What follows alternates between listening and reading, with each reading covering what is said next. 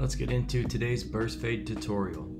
First thing we're going to do is we're going to create our bald circle behind the ear. This will be our guideline and this will establish the shape of our burst fade.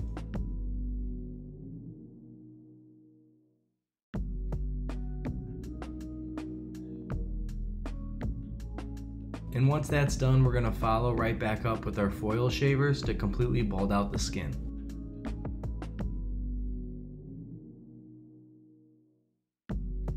Now it's time to set in our top guideline.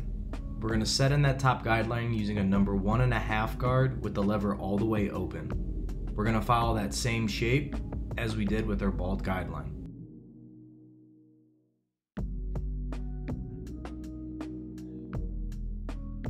Now that you set in your top guideline, we're going to extend our bald circle. So we're going to do this with no guard, lever all the way open, and we're going to follow that same shape. We're going to go up about 1/2 inch in a full circle.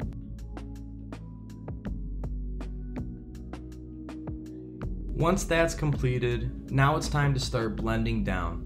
We're going to use our 0.5 or the 1/2 guard, and we're going to start with the lever all the way open. We're going to stay under that top guideline and we're going to make sure to flick outwards. We're going to be following a 3-step process. It's lever all the way open, lever halfway, lever fully closed. If you're following these steps, the blend will seamlessly come together. As you can see, it's already there. Now all we have to do is just remove that bottom line that was initially set in from our bald guideline. So we're going to be doing this with lever play. Lever play is when you're flicking the lever all the way open to all the way closed, halfway, and in between all of those steps. What this will do is it'll help remove any dark spots, it'll be detailing work, and you'll make sure to get that seamless blend from skin into hair. And if you do it properly, the blend will be nice and buttery. After that, we're going to be trimming excess hair in the back of the nape and getting the shape at the bottom of our haircut. So now I'm doing is just doing 1-inch sections, brushing the hair down so that I can get any hair that overhangs on the bottom of the hairline. Now we're just going to be doing some beard work. He wants to keep the beard full, so all I'm doing is debulking using a number 3 guard. And I don't want to take off a lot of hair. The client still wants to leave his beard dark. After that, we're just going to be blending in the top of the beard. We want a smooth transition from the sideburn into the beard.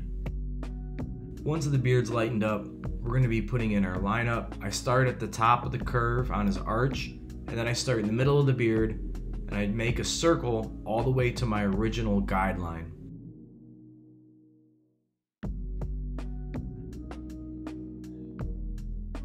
After that, I tilt his head up a little bit, and I'm just getting underneath the neck. He wants his beard line a little bit higher, so we're going a little bit underneath the jawline. As you can see, I straightened up that line in the back and got him right.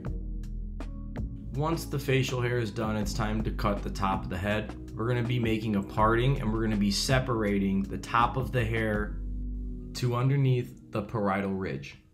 So we're going to go from the crown to the recession point, and we're going to separate the hair based on how it will lay with the desired style. Now we're going to create our guideline section. We're going to make a 1-inch section from the crown to the nape. We're going to scoop with the comb, and we're going to pull the hair towards us. And then we're going to cut a line from the crown all the way down to the nape, and that will serve as our guideline.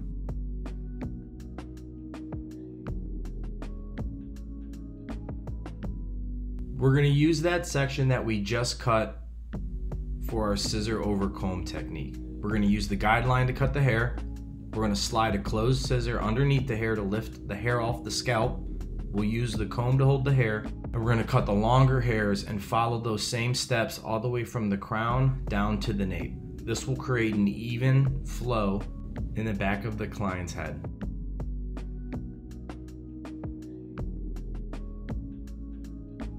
After the scissor over comb technique, we're going to be creating a center section. This will also serve as our top guideline. We're going to start at the crown and create a section to the front of the forehead, and we're going to use that section from the back as our guideline for how much hair we cut off on the top. By doing this, you're going to create an even look all around the head.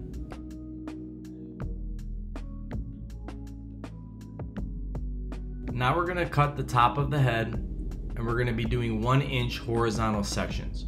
We're gonna use our guideline as our base for how much hair we take off. We're gonna start at the crown. We'll pull the hair back a little bit just to get anything that's a little bit longer, and this will also be our over direction. And then we're gonna start from the crown, and we're gonna make our way all the way to the forehead.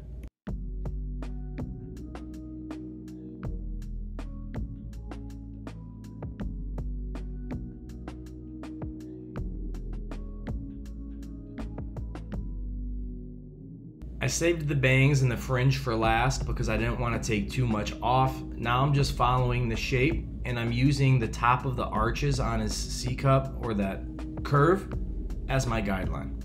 Once that's done, I'm lining up the beard. Now I didn't put a lot of this into the video. I'm sure a lot of you have done beards, so you know how to do it, but I'm just going around, lining them up, making it nice and sharp, and just making sure not to push his top line of his beard too low. With his hair still being wet, I put some product in, and I'm just using a diffuser now. That's an attachment for the blow dryer, just to dry the hair so that it doesn't blow it around too much. This is the final look. I hope y'all liked it. Make sure to like, comment, and share it if it does help you. And thanks for watching.